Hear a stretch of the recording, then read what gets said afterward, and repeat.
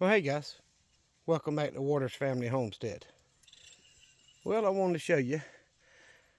I think I've showed this in a video a long time ago, but basically this is what's called a one-wire alternator, a one-wire GM alternator, 75 amp alternator, and I put, it's got the pulley on it. Put a pulley on.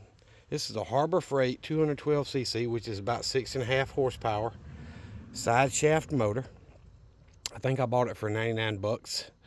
Put a pulley on it, and I can run this motor at about a quarter throttle, and that alternator will produce its full 75 amps.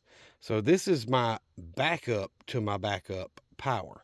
So if my batteries get weak and, bad storm or whatever, I can connect these two wires right here to the battery bank with, alligator clips, or bolt them on, whatever you want to do. Crank that motor running about a quarter throttle, which is not very loud, nowhere near as loud as a generator. And that will put 75 amps. If I push the little button we wired, it's a momentary switch, engages the regulator in the alternator. So that way it'll stop charging when the batteries get full and so on. So that's a smart thing to do. But if you don't push the button, it just puts out 75 amps continuously while it's running. But it'll charge up my battery bank, my old battery bank, when I had the 14 deep cycle batteries, it'd do it in about 3 or 4 hours. But these are much bigger, better batteries. So, but amp-wise, they're about the same total. So anywho, this was my backup to the generator, and the generator being my backup. So this, backup to backups is what the old preppers say. And it's been sitting in that room for several years. I haven't used it. So I've got a buddy that is going to go. I broke the air intake off the carburetor. I've got it in my toolbox.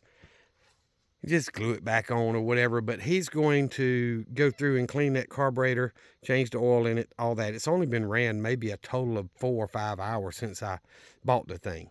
But he's going to go through it, clean that carburetor, put fresh gas in it, all that good stuff, and get it back to where it'll run. Because this thing used to crank on the first or second pull just about every time you got to it. Rarely did I have to do 3 pulls. But, and it's not a real hard pull either. But, you see I built a little MDF shelf, 2 layers of 3/4 inch MDF on this end and one on the other, and then I put 2x4 skids on it so I could just kind of slide it along the ground. And basically we took it with me camping one time, and when my batteries got weak on the camper, we cranked this thing up and charged the batteries up, and it had 3 deep cycle on it. I could charge them from weak, not dead, but weak, back to full charge in about 45 minutes to an hour. And it, holds about a gallon of gas. It would barely use a quarter of a tank to do that. So you could go a very long time as far as without having grid power, just by charging the batteries and keeping your inverter going, which is your power supply. So just an idea, something I did years ago. I know it looks redneck as heck, but guess what? It works.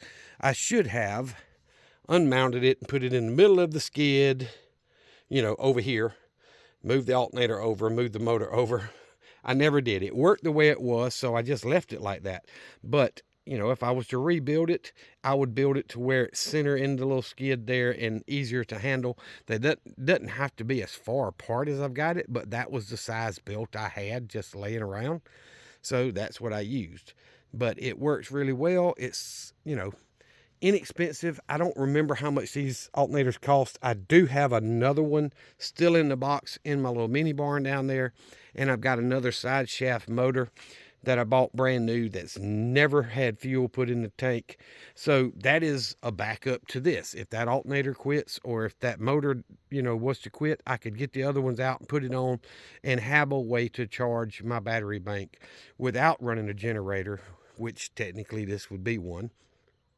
A regular generator, without having to go back to grid power and all that. So it's just an option. So it's another source of being able to charge your batteries if that's what you've got for backup. So just thought I'd bring it up, y'all. I'm taking this to him. You know, I'm not going to rush him. If it takes him 2 or 3 weeks or whatever to go through it and get it back running like it's supposed to, if he has to buy a new carburetor, whatever, it doesn't matter to me. As long as he gets it back running good, hey, it's worth the 50, $100, whatever he's going to charge me to do, you know, just because I can't buy that motor for $99 anymore. And, you know, I've got it. So why not? You know, it's my fault for not keeping it running and all that.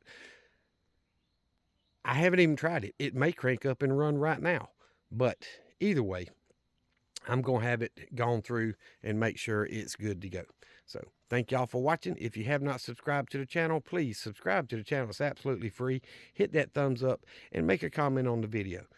Just say thank you, anything. You know, comments and likes help just as much as subscribing as far as YouTube algorithm goes, and it really helps us small channels grow, and we very much appreciate it. Y'all remember what I always tell you: Jesus Christ loves you, and so do I. Y'all be safe, be prepared.